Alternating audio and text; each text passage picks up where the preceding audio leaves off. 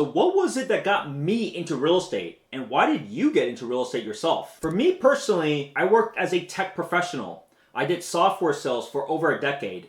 And while I was making good money and making six figures a year, I didn't feel like I had much of a purpose.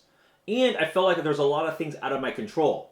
When you're in a lot of the different other sectors, you rely on a lot of other people, not just yourself. While your sales skills matter and your work ethic matters, you're relying a lot on a combination of things. Who your sales director is, because they may allocate which territory you can manage. It depends on your product. If you have great engineers, you're going to be competing against other companies. How does your stack work against others? At the same time, your target market may be a little bit smaller. Like for example, if you're doing these artificial intelligence tools, that's going to be a specific buyer within a company itself. So that market of who you can target is actually really small. Now, while that was fun and I got to travel all around the world to different conferences and client events, I felt like what was the benefit for me being in a local city and meeting a lot of great people? And so I wanted to find a sector that had that. And there's really only a couple of sectors that I didn't need to rely on other people to develop a product. It's all of my sales and my work ethic. And it's all about how do I create value to other people. And if you really break it down, you can think about it. There is insurance. There is financial advisory industries. There is real estate. There is maybe door-to-door type of sales. Or there's like lending. Or obviously you can create like a small business, but that's a different game. The capital is more upfront, and you're really then trying to attract people into like a local business. So let's say you could open up a coffee shop or something like that, right? So I got into real estate because of that opportunity, right? It was an opportunity that everyone that I talked to could ultimately be a client or be a partner of mine. But more importantly, I loved real estate. For me personally, for my family, if it wasn't for real estate, they would have had no money.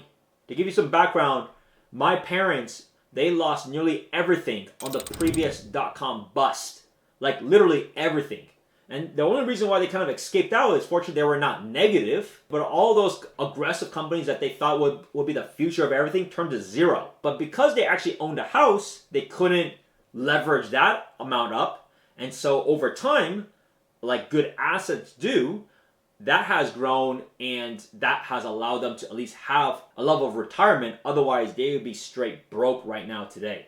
That was super important, right? Because for me to be able to share that message along with other people, it shows you like you do have to have assets diversified, but it's also important to play the long game. And as long as you're in a good area and it's a good asset, you're going to tend to do well. So that was a little bit of how I got into real estate. Now, fast forward a bit, it's been 7 years. My name is Spencer Su. We helped over 300 clients with their moves in the last 7 years, and we are in the top 1% of this country now on a year-to-year basis in terms of volume.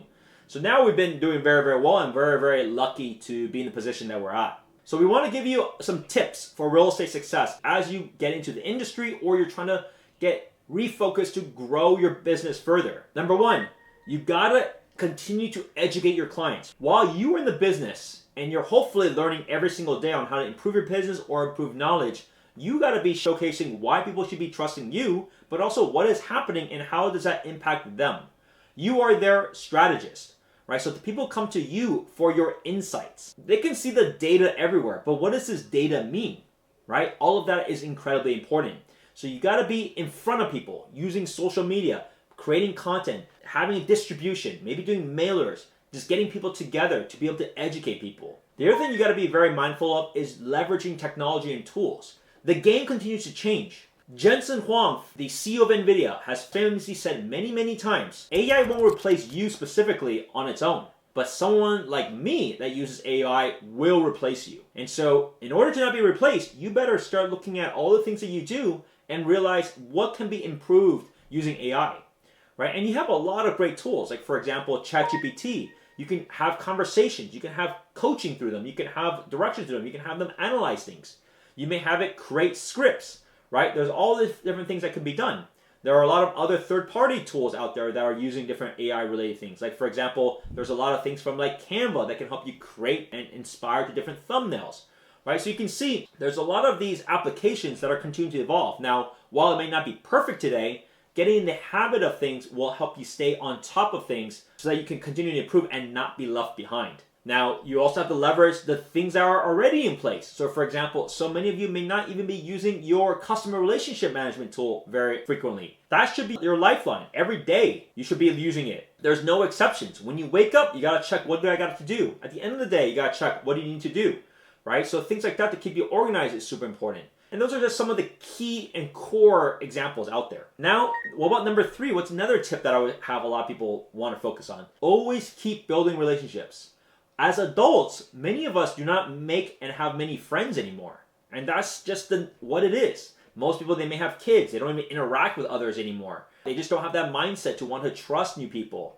But in your business, you want to meet new people, you want to establish new relationships, you want to have fun, and you want to grow your business. That's what you got to do. But it doesn't have to be a chore, and it doesn't have to be forced.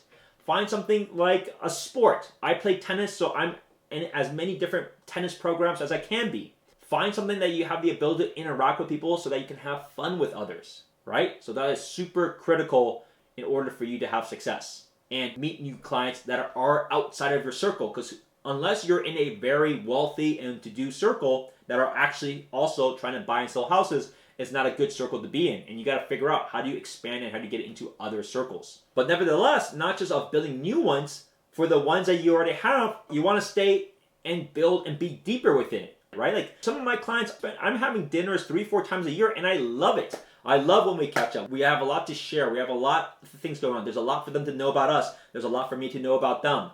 Right? And so go out, enjoy life, but also meet new people, share those experiences together. Last but not least, super important, because you've seen it all through the years. I mean, think about the last couple of years.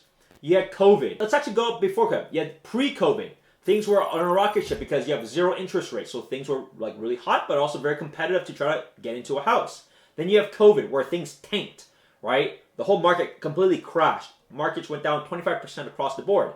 And then you had like this slow grind through the years. Every year people are still moving, but it's like, it's sluggish, right? It's harder for people to sell, it's hard for people to buy, and that's where we continue to be at today. But at the same time, people will continue to be buying or selling. And it's on you to stay in front of them, giving them valuable insights, but also to stay resilient, as in keep your head cool. You don't need to go up and down like the market is doing. You just need to stay consistent and even keel, and then ultimately a lot of other people phase out, but you're still the one that's putting in the work, and people will then eventually come back to you, right? So it's super important to have a level of consistency, a mentality that you're in this for the long run. You're putting in the work daily, and you're here to be successful.